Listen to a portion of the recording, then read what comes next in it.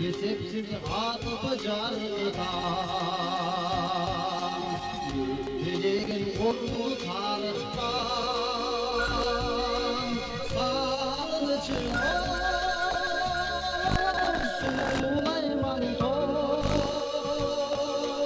Sandılıp safar vardıdan Sağlıcı Süleyman Toz Sandılıp safar vardıdan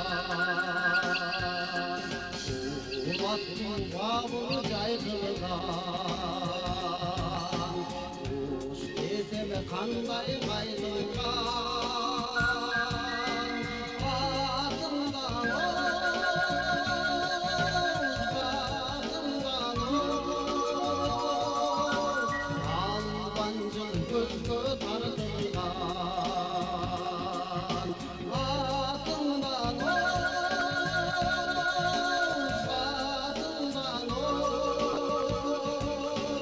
Albancın gözgü tardırdan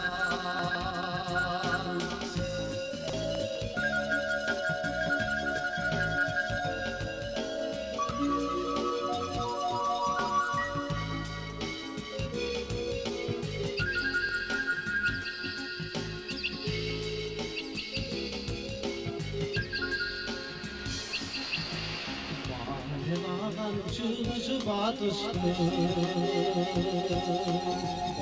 Bayrıkı civege çoluştu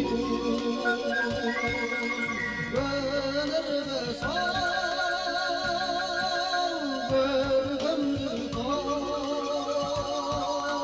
Gözünü süygün konuştu Gönür ve sağ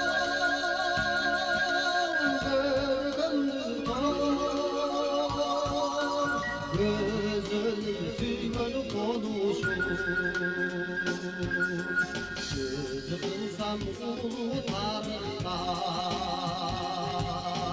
Al ezgili menini çağrışkan Oşarım o Süleyman Toz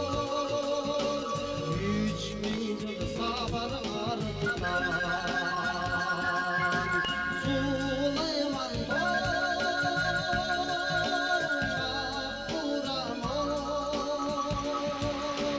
3000 yıl sabar ardından